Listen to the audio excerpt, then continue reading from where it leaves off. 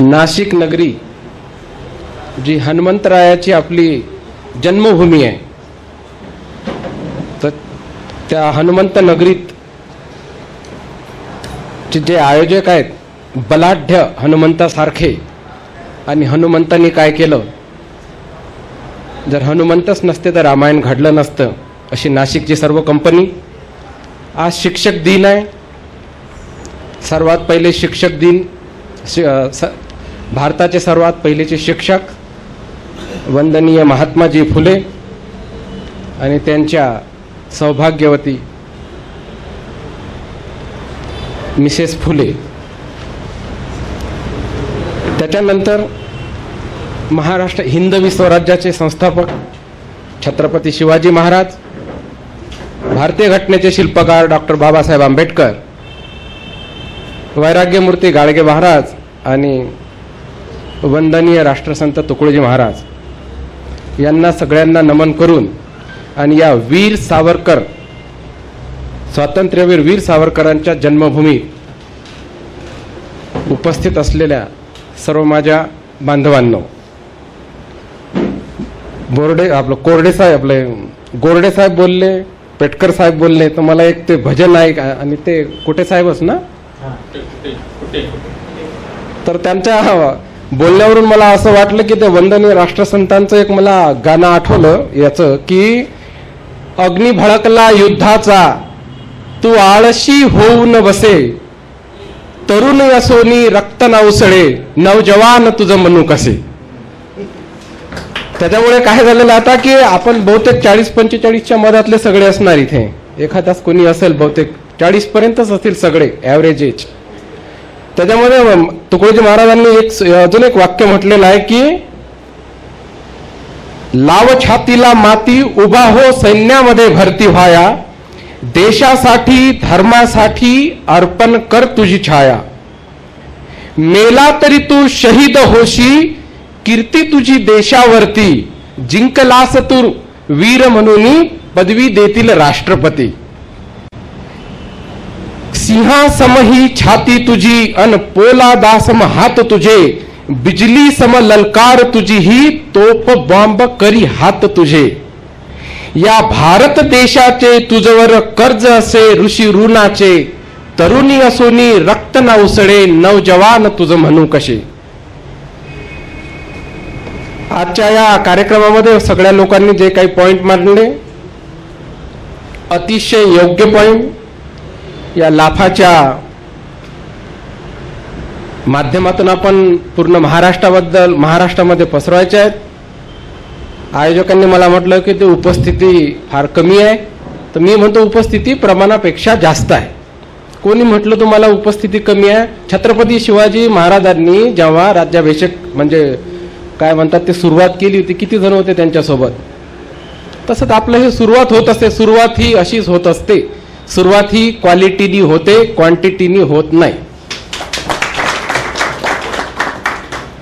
म्हणून लोकांचे दुःख कसे आहेत, आपल्या टेक्निशियन बांधव किंवा आपले प्रयोगशाळा बांधवाचे दुःख काय आहे हे आपल्याला, या आपण जिथे बसलेला आहे सगळे यांना माहिती आहे आपले दुःख काय आहे. की आपण डोळ्यांनी बघतो, डोळ्याने बघत आहे सगळे लोक, पण बोलत काहीच नाही. पण आपल्या मनात काहीतरी आलेलं आपण डोळ्यांनी बघतो, डोक्याने विचार करतो, आणि आपल्या हृदयात काय आहे हे आपल्याला समजल्यामुळे एकमेकाची हृदय टच झाली. त्याच्यामुळे आपल्या डोळ्याला जे दिसते की नाहीतरी याच्यावर काहीतरी करायला पाहिजे, की ते डोळे, आपली दृष्टी, की तेची डोळे देखणे जे, कोंडिती साऱ्या नभा, ओढीती दुःख जनाचे, सांगिती नेत्रकळा. लोकांचे दुःख आपल्याला समजलं पाहिजे, आणि लोकांचे म्हणजे आपल्या फील्डवाल्या लोकांचे आपल्याला दुःख समजत आहे. म्हणून आपण इथे एकत्र आलेलं आहे. जे काही मी मुद्दे त्यांनी सर्वांनी घेतलेले आहेत, प्रत्येकाच्या मनातले मुद्दे आहेत काही, आणि प्रत्येकाच्या मनातले मुद्दे मी याच्यावर थोडं लिहिलं. की सर्वात मेन म्हणजे की वारंवार हे आपल्याला उपमा दिली जाते की आपल्याला सही करायचा अधिकार नाही. कोणी सांगितलं तुम्हाला सही करायचा अधिकार नाही? आपल्या कायद्यामध्ये 26 नंबरचं कलम तुम्ही वाचा. हा पॅरामेडिकलचा कायदा आहे. तो कुठे गेलं? मी दिलं होतं त्याच्या ऍक्ट मध्ये पहा शब्द काय लिहिलेला आहे बघा. काही कोणाची सही घ्यायची काम नाही, कोणा एमडीची सही घ्यायची काम नाही, आणि हे जे आपल्यावर बॉम्ब गोळा करतात ना आपलेच. म्हणून बाहेर शत्रू आहे हे मोजण्यापेक्षा आपल्यामधले गद्दार ओळखायला पाहिजे पहिले, की बाहेर आपले किती शत्रू असो ते आपल्याला काही फरक नाही, पण आपल्यामध्ये जे गद्दार लपलेले असतात ना त्यांच्या भाषेमध्ये पेटकर साहेबांच्या त्यांच्या कानाखाली लाफा पाहिजे पहिले. या 26 नंबरच्या कलम मध्ये स्पष्ट उल्लेख केलेला आहे. वाचा सेक्शन 2 मध्ये की every person who possesses any of the recognise paramedical qualification specified in schedule and who have, हे वाक्य पहा, 2च लाईन आहे, सही करायचे आपले. काय लिहिलेलं आहे बघा, who desire to practice as paramedical practitioner. काय म्हणून आले बघा शब्द, कोण म्हणते असं आता? मेडिकल काउन्सिल ऍक्ट 1956 किंवा महाराष्ट्र मेडिकल काउन्सिल ऍक्ट 1965. याच्यामध्ये उभं, bottom to top, top to bottom, आडवं उभं असा शब्द लिहिलेला दाखवा की इथे सही पाहिजे. कोर्टाचा आदेश बाजूला ठेवा. कोर्ट काय तुम्ही जशी मांडणी करसाल तसा निर्णय देत असते. आपलं दुर्दैव हेच आहे की आपल्याला कोर्टात बऱ्याच गोष्टी काहीतरी कोर्टाच्या माध्यमातून होतात. असायला पाहिजे कार्यपालिका, न्यायपालिका आणि विधायिका वेगवेगळे काम आहेत प्रत्येक गोष्ट प्रत्येकाची. संविधानाने प्रत्येकाला अधिकार दिलेला आहे. आता मी जर विचारेल इथे की आपल्या भारतात ज्या काही पूर्ण भारतात किती सीट असतात लोकसभेच्या, कोणी सांगू शकेल का? लोकसभेच्या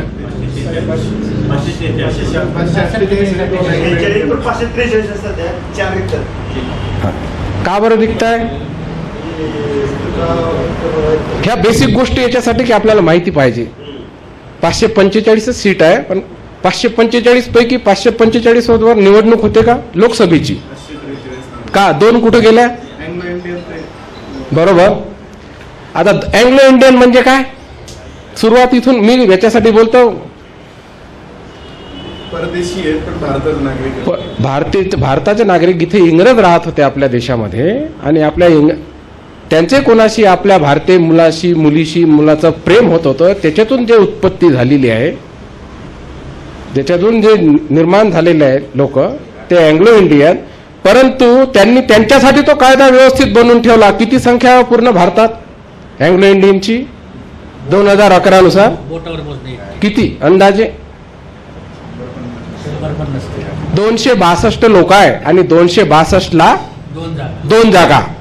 आम्हाला 19 लाखाला 1 खासदार. यांना त्यांना अधिकार आहे सरकार पाळायची की नाही हे राष्ट्रपती नॉमिनेट असतात.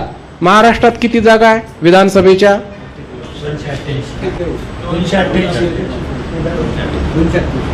महाराष्ट्रात 248 इलेक्शन होते, पण एक अजून जागा आहे हीच अँग्लो इंडियनची. 289 विधानसभेच्या जागा आहेत. तो अँग्लो इंडियन असते त्याच्यामध्ये. ते आमच्या इथे बल्ट्रेड मुल्लर होते ना. ह्या छोट्या छोट्या गोष्टी आहेत. म्हणजे भारताच्या संविधानामध्ये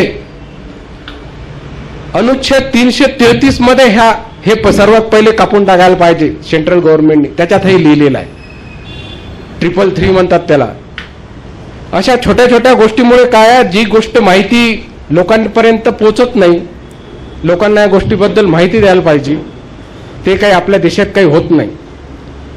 कोणत्या वनमंत्री जे बनवतात इथे त्याला साध्या झाडाची ओळख नसते. अशामुळे सगळं हे बिकट परिस्थिती झालेली आहे. त्याच्यामध्ये आता सर्वात मेन म्हणजे या आपले प्रबंधक कोण, ज्या काही मॅडम असतील त्यांनी पत्र दिलं की यांना लॅबॉरेटरीचे आम्ही रजिस्ट्रेशन देतो आणि यांना अधिकार काय, जे काही म्हटलं असेल पत्रामध्ये.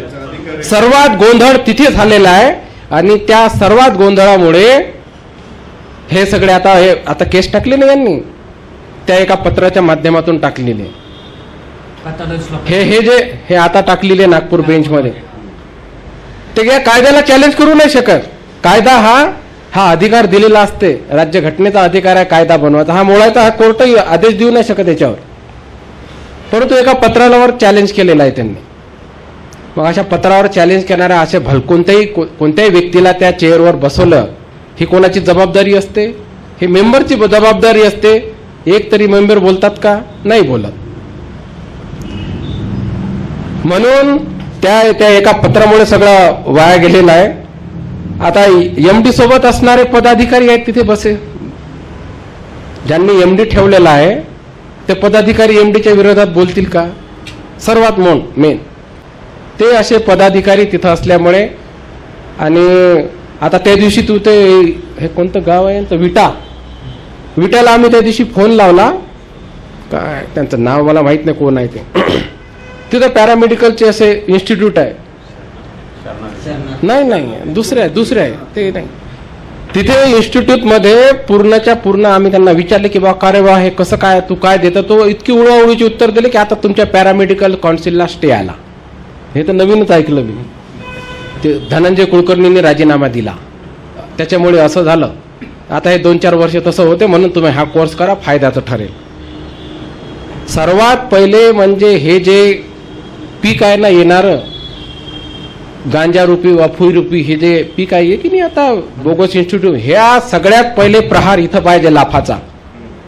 सर्वात पहिले प्रहार जर असेल तर ज्या संस्थेमधून बोगस संस्थेमधून किंवा ज्याला पॅरामेडिकल काउन्सिलची रजिस्ट्रेशन मिळणाऱ्या कोर्सेसला चे जे इन्स्टिट्यूट असेल, सर्वात पहिले तिथे आपल्याला वार करायला पाहिजे, सर्वात मेन म्हणजे.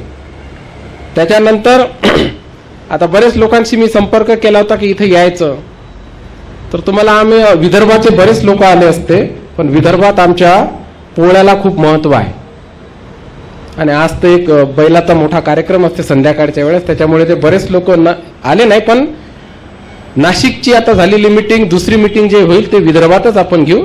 आणि विदर्भात घेणाऱ्या मीटिंगमध्ये आपण सर्व लोकांनी, पण आजच सगळ्यांना मी निमंत्रण देतो, विदर्भात घेऊ आपण, सर्वांनी यायचं. त्याच्यानंतर विट्याचं झालं. पॅरामेडिकल का बरं आता हे 22-25 जे कोर्स आहे, 22-25 कोर्समध्ये एक सूत्रता कोणतीच नाही. कोणी MCVC केलेला आहे, कोणी MSBTचा केलेला आहे, कोणी अजून BSc MLT केलेला आहे, अजून त्या हाफकिनमधून कोणी केलेला आहे, SNDT मधून कोणी, बऱ्याच अशा. म्हणजे सर्वात पहिले आपल्याला या कोर्स पॅरामेडिकल काउन्सिलमध्ये रजिस्ट्रेशन करायचं असेल, जे झालं ते होऊ द्या आता, पण या आपल्या क्वालिफिकेशनची एक सूत्रता येण्यासाठी कुठेच कोणतं, आता MBBSची होते का तिथे पंजाबराव देशमुख मेडिकल कॉलेज होऊ शकते का अकोल्यात?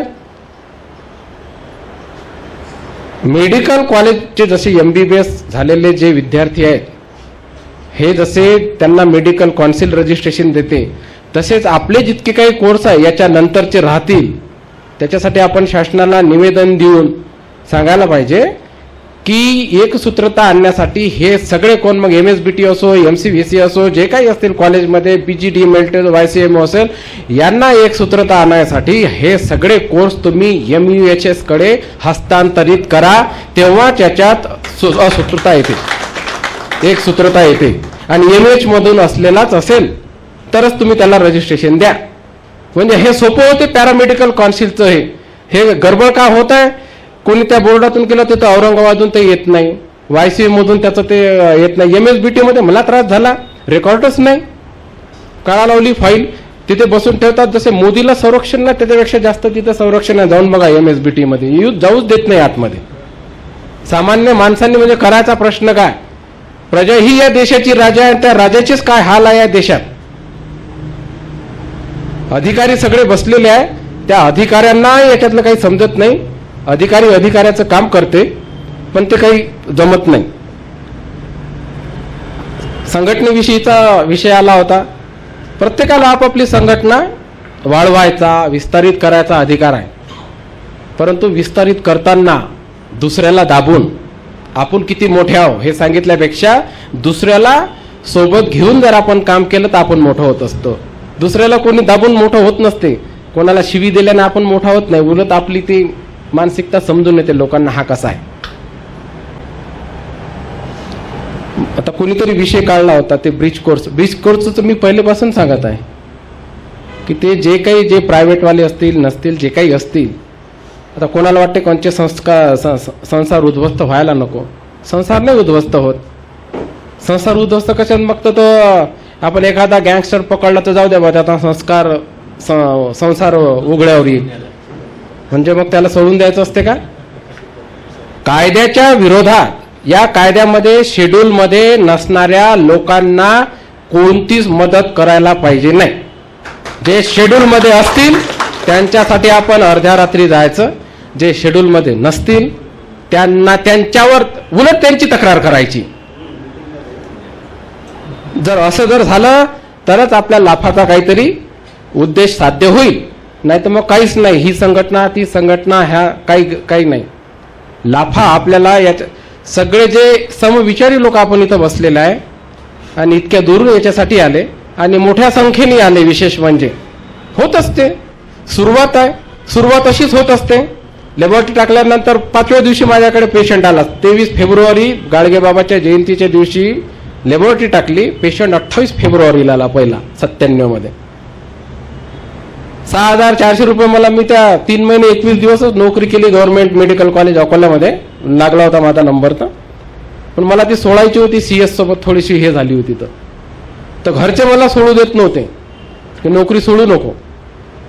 पण ते नोकरी मला याच्यासाठी सोडायची की नाही आता आपण काहीतरी करून दाखवायला पाहिजे. तर घरच्यांचा प्रचंड विरोध असल्यामुळे मला पैसे पण दिले नाही. असे तुमच्यासारख्या लोकांनी दिले. आज ती लॅबॉरेटरी केली. 5 दिवस कोणी पेशंट नाही आला तर आपल्याला आपल्या घरचेच डावलत होते. का रे तुला सांगत होतो, का रे मी तर म्हणत होतो. आणि तेच 5-6 महिन्यानं सुरू झालं, अरे बरं झालं सोडली. म्हणजे हे दोन्ही इकडून बोलता. मग आपल्या घरापासून सुरुवात होते इथे, दुसरीकडे जायचं काम नाही. काही मेंबर जे आहेत काही MCVCच्या विरोधात असतात होते असं काही लोकांचं म्हणणं आहे. काही लोकांचं MSBTचे तर कोण मेंबर आहेत त्यांचे तर माझ्याजवळ सगळा डाटा उपलब्ध आहे. पण आता आपल्याला त्या मेंबरला देव सर्वांची इज्जत ठेव म्हणून कोणाचं नाव न घेता MSBTला विरोध करून काय, MCVCला विरोध करून काय. आता MCVCला विरोध करणारे 2 आहेत. मग विरोध नाही केला त्यांनी, फक्त एक त्यांचं म्हणणं मांडलं की बा हे इथे कोर्टात केस सुरू आहे, याच्यावर विचार व्हायला पाहिजे. बस इतकं सरळ म्हणणं आहे. यांना देऊ नका हा भानगड नाही. पण त्याचा अपप्रचार केला गेला. तितक्याच लोकांनी. गोष्ट फुटते कशी, त्यांच्याचमुळे फुटली ना. मग आता 17 मेंबर आहेत पॅरामेडिकल काउन्सिलमध्ये, 2 लोकांचा विरोध आहे. बहुमत 15 लोकांकडून आहे ना. मग का बरं देत नाही? मग आता हा विचार करण्यालायक गोष्ट आहे ना. बहुमत 17 विरुद्ध 2 आहे ना, मग द्यायला पाहिजे ना आता. म्हणून कोणाची बदनामी कशी करायची हे चुप राहून करत असतात ते बदनामी. आणि बदनामी ते चुप राहून याच्यासाठी करतात, समोर कोणाच्या येणं नाही, सगळ्यांना गोड बोलणं. अशाने काही होत नाही. आणि अजून एकाने विषय काढला की रिपोर्ट मनासारखे. तर डॉक्टर मला स्वतः त्यांनी म्हटलं उसको ये बडा के दो, लेटलेट छोट्या करके दो. त्याला कोणी ओळखत नव्हतं. माझ्यासोबत पेरीफेरीमध्ये गावाचा बा संपर्क आहे, त्याला माझ्यासोबत प्रत्येक जीपीला भेटून आणलं. मला हा असा रिपोर्ट करून दे. शेवटी मी तो सोडून दिला. मी ते कोणी नाही तुमच्याकडे पाहत बस, पण तो पाहत असते. तुम्ही एखादं चुकीचं काम करा, तुम्हाला रात्री झोप येत नाही. आणि तुम्ही एखादं चांगलं काम करा, तुम्हाला जी शांती मिळते ना. कशासाठी आलो? गाडी बंगला हे ते काय आहे सगळं आपल्याकडे. गाडी आहे, शेती आहे, इवन 2-2 बंदूक आहे. काय करावं लागतं आपल्याला? पण त्याच्यासाठी नसते. आपलं परमनंट घर जे आहे हे स्मशानभूमी आहे, हे सर्वांनी लक्षात ठेवायचं. हे गाडी बंगला आणि इथं बांधला आणि हा फ्लॅट घेतला, तितक्या मजल्यावर घेतला आणि इतक्या रुपयाचं घेतलं. किती दिवस राहणार आहे? आता 40 वर्षाचे झालो आपण कमी जास्त. किती वर्ष राहणार आहे? 10-20 वर्ष. परमनंट घर तेच आहे, स्मशानभूमी. हे चुकून म्हणून कधी कधी काय करतो, थोडंसं टेन्शन आलं ना तर मी त्या आमच्या एका स्मशानभूमीला चक्कर मारून येतो. कारण की आपल्याला समजते की हीच आपली परमनंट जागा आहे. आता बर्वे साहेबांनी बोलले की सेंट्रलचं बिल आहे. सेंट्रलचं कितीही बिल येऊ द्या, सेंट्रलने कितीही दबाव टाकू द्या, राज्य शासनाने बनवलेला कायदा तोडायची किंवा त्याला रद्द करायचा अधिकार केंद्राला दिलेला नाही. म्हणून यांचं किती काही असो आणि आपण सही करू शकतो हे या कायद्यातच लिहिलेलं आहे. पण तुम्हाला मस्तपणे ते दाबून ठेवलेलं आहे. आणि तिकडे काय सांगतात की कायदा असा आहे, कायदा तसा आहे, फारच असा आहे. काही कायदा वगैरे काही नसते. हे जे केलं असेल कायदा ज्या लॉ अँड ज्युडिशरी मधून जो पास झाला तिथे काही तज्ज्ञ लोक बसलेले असतात. त्यांनी पण त्या विषय टाकला आणि तीच हू डिझायर्स टू प्रॅक्टिस, फक्त तो प्रॅक्टिशनर शब्द नंतर त्यांनी काय लिहिलं बघा. कारण की आपल्याला मेन मुद्दा तोच आहे, करू शकत नाही. अकोल्यातही असे बरेच झाले होते प्रकरण. याच्यामध्ये पाक किती स्पष्ट लिहिलं, म्हणजे शेड्यूल मध्ये बसणारे जे लोक आहेत, and who desires to practice as paramedical practitioner. आता पॅरामेडिकल प्रॅक्टिशनरच्या ऐवजी पॅरामेडिकल प्रॅक्टिसिंग पर्सनल लिहिलं, फक्त तितकं ते चेंज केलेलं आहे. पण प्रॅक्टिस शब्द दिलेला आहे ना. मग आता आपल्याला आपण कशात शिकलो, आपण काय शिकलो, आपण काय लॅबमध्ये शिकलो ना, काय लॅबच्या संदर्भाने शिकलो ना कॉलेजमध्ये. मग आपण प्रॅक्टिस कशीची करणार आहे, मशागतीची करणार आहे का शेतीची, हीच प्रॅक्टिस करणार आहे आपण. मग आपल्याला आपण जे शिकलेलं क्वालिफिकेशन आहे त्याची प्रॅक्टिस करायचा अधिकार कोणी दिला, मी नाही दिला, हे कायद्याने दिलेलं आहे ना आपल्याला. ते उलट ते वादळ निर्माण केलेलं आहे. म्हणजे मग आपले मेंबर कसे बनतील, मग यांना घाबरवलं ते मग काय होईल, मग कोर्टासाठी पैसे जमा कसे होतील, ह्या सगळ्या गोष्टी बिझनेस मांडलेला आहे बऱ्याच ठिकाणी. कोणती संघटना असो, आमची असे ना, जी आहे ते सगळं जे काही बोटावर मोजण्या इतके पदाधिकारी असतात, बस त्यांना ते सगळं माहीत असते. नाही गोष्टी लीक नाही करायच्या, अरे असं झालं पाहिजे तसं झालं पाहिजे, कुठंच काहीच नाही. कुठंही काही करायचं असलं आपल्याला तर त्याच्यासाठी सभासदांना माहिती देणे गरजेचे असते. आणि सत्यासाठी आपण लढा देतो तर त्याला यश येणारच आहे, विरोधक पाहिजेच ना. म्हणजे तुमच्याजवळ किती पैसे आले, कोणाकडून आले, काय आले, काय आता पत्ता काही नाही, कुठून गेले, काय केले. आता नंतर त्यांनी हे केलं, परत कोर्टासाठी या आवाहन केलं की द्या पैसे. मी मेसेज टाकत नाही तोपर्यंत कोणीच पैसे देत नाही. हे सगळे अशा भानगडी झालेल्या आहेत. आणि आपल्याला एमडी पॅथॉलॉजिस्ट पेक्षाही आपल्या लोकांनी दाबण्याचा प्रयत्न जास्त केलेला आहे. हे माझं मत आहे, कोणाला पटो वगैरे न पटो. एमडी पॅथ काही इतके काही खराब नाही आहे. अकोल्यातही आहेत 65 लोक आहेत, तुमच्या इकडे जास्त असतील कदाचित, पण असे काय नाही. एक दोन आता सर्वसारखे असतात का, सृष्टी निर्माण करणाऱ्यांनी एकासारखा एकाच आईचे 2 मुलं सारखे नसतात. म्हणून वेगवेगळे विचाराचे लोक असतात. तर मेंबर कोणत्याही संघटनेचे व्हा, त्यांनी लॅबवाल्याच्या लॅबधारकाच्या हिताचाच विचार करायला पाहिजे. त्याच्यानंतर अजून आहे कौन्सिलला अध्यक्ष नाही, आपल्या बगर नेतृत्वाची कौन्सिल आहे. लोकांचे काम होत नाही, त्यांच्या आपसातल्या वादावादीमुळे आपल्याला अडचणीत कोण आहे, ते आहेत का, अडचणीत तुम्ही आम्ही आहे. म्हणून याच्यावरही काहीतरी लाफा निर्णय घेईलच सर्वांच्या सहकार्याने. एकट्याच्या सहकार्याने आपण काही एकट्याच्या मनाने काही करणार नाही. अजून जोरजोरात सांगतात बरेच लोक, आम्ही असं करतो, आम्ही तसंच करतो. पण कोणासोबतही बोलायचं असेल किंवा काही करायचं असेल तर एकजुटता दाखवायला पाहिजे. की मुल्ला बांग पुकारे तो क्या अल्लाह बहिरा आहे, म्हणजे ते जोरजोरात आवाज देऊन बोलावतात. तर त्या कबीराचं एक वाक्य आहे की मुल्ला बांग पुकारे तो क्या अल्लाह बहिरा है, चीटी के पैर में घुंघरू बांधे तो भी अल्लाह सुनता है, जो दिल की माला जपता है उसी को अल्लाह मिलता है. म्हणजे एकमेकाचे जर आपण मत किंवा मन जुळले तर त्याच्यामध्ये काही त्रास होत नाही. म्हणून शिवरायांचं एक वाक्य आहे की तुम्ही गद्दार बाहेरचे शोधल्यापेक्षा आपल्या आतमधले गद्दार शोधा आणि त्याला शिक्षा पहिली द्या. इन्शुरन्स कंपनीच्या बद्दल जे आहे तर मलाही कधी काही त्रास झाला नाही. तिकडे मेट्रोपोलिस मध्ये जास्त त्रास त्यांना. आणि त्याच्याजवळचं मी एक इंडिया इन्शुरन्स कंपनीचं मी एक माहिती अधिकारात पत्र मागितलं. तुमच्याजवळ काय सांगितलं तर यांनी सांगितलेलं आहे एमडी पॅथने, म्हणून ते नाही म्हणतात. एमडी पॅथ म्हणजे ही संघटना आहे, प्रायव्हेट आहे, सरकारी कागद मागायचा त्याला. इन्शुरन्सचं कधी काही आलेलं नाही. आणि अनधिकृत कॉलेज जे आहेत त्या कॉलेजला कसं वठणीवर आणता येईल. आणि अनधिकृत जे कॉलेज आहे हे काही तुमच्या आमच्या सामान्य माणसाचे नाहीत, हे असतात एक तर राजकारणाचे नाही तर गुंड्यांचे. या 2 लोकांचेच कॉलेज असतात. त्याच्या संबंधी आपल्याला काय करायचं ते ठरवावं लागेल. त्याच्यानंतर बरेच त्या पश्चिम महाराष्ट्राच्या काही लोकांशी किंवा विदर्भाच्या काही लोकांशी मराठवाड्याशी माझा झाला होता. सर्वांनी हो हो म्हटलं, पण जेव्हा जमिनीवर काम करायचे छत्रपती जन्मावे पण आपल्या घरात नाही शेजारच्या, म्हणजे काम तुम्ही करायचं, आम्ही पाहतो मजा मस्तपैकी एकदम, आणि येताना सल्ले पण देतात. काही कोणाबद्दल बोलायचं नाही बरं, काही म्हणायचं नाही बरं, असं करायचं नाही बद्दल. तो माझं घर चालवणार आहे का त्याला म्हटलं मी. तर आपल्या घरात आपल्यालाच करावं लागते, काय करायचं संघर्ष आपल्यालाच करावं लागते ना. उद्या आपल्यावर जर एक कारवाई तर नरेन निखाळेला मारायला आला होता एक जण, 5 मिनिटाच्या आत सगळे लेबॉरेटरीवाले तिथे जाऊन पोहोचले, त्याला अरेस्ट केलं. ही गोष्ट आहे 7-8 वर्षापूर्वीची. काम केल्याने काही होऊ शकते. वाईल्ड लाईफ प्रोटेक्शन ऍक्ट जो आहे अभयारण्याचा, तुमचं इथे कुठे असेल, तुमच्या ठाण्याच्या जवळ कोणतं, त्याच्यामध्ये रस्ता करायची परवानगी नाही.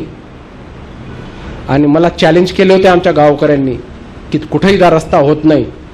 पण बाबासाहेब आंबेडकरांच्या संविधानामध्ये लिहिलेलं आहे की फंडामेंटल राईट्स पहिले, नंतर तुमचं अभयारण्य. त्या गावात डांबरीकरण आहे, रस्त्यावरचं पोटावरचं पाणी हलत नाही आता. काय होते, पण त्याच्यासाठी संघर्ष केला 7 वर्ष.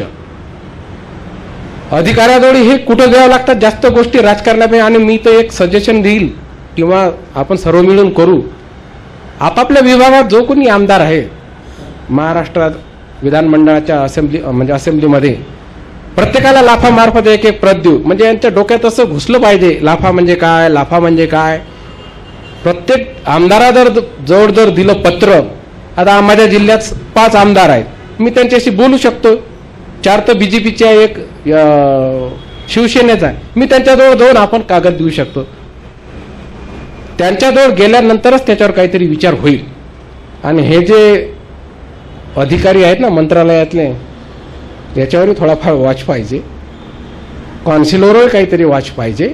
मनासारखं सगळं सुरू आहे किंवा पुढे आता 5 वर्षानंतर जे काही निवडणुका होतील तिथे चांगले माणसं की ज्यांना काहीतरी समजते, अशा लोकांना तुमच्यापैकी लोकांनी पाठवायला पाहिजे.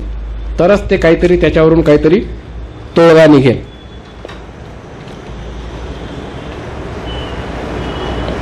वैज्ञानिकासंबंधी प्रश्न विचारला. अधिकारी आपण लावू शकणार नाही, मी त्याच्यावर एक स्टडी करीन. सायंटिस्ट म्हणून आपण लिहू शकतो. अधिकारी म्हणजे आपण शासनाचे नाही ना, किंवा एखाद्या कंपनीची नाही. त्याच्यामुळे काही अधिकारी लिहायचं मला तरी वाटते, म्हणजे मला कन्फर्म नाही सांगत, पण अधिकारी नाही लिहू शकणार. पण तुम्ही लिहू शकता प्रयोगशाळा वैज्ञानिक, काही प्रॉब्लेम नाही. मी पण लिहितो, पाठवतो तुम्हाला मी बोर्डचा फोटो माझ्या. आपण एका 450 लोकसंख्येचं गाव असलेलं धानोरा गाव, तालुका बार्शीटाकली, जिल्हा अकोला, त्याच्यामधून एका जंगलात राहणारा, 4ही बाजूनी जंगल, काटेपूर्ण अभयारण्याचं, त्यामध्ये राहणारा एका सामान्य व्यक्तीला इथं मोठं आदराचं स्थान दिलं. त्याबद्दल मी आयोजकांचे मनापासून धन्यवाद मानतो आणि माझ्या वाणीला विराम घालतो. धन्यवाद. जय जय महाराष्ट्र.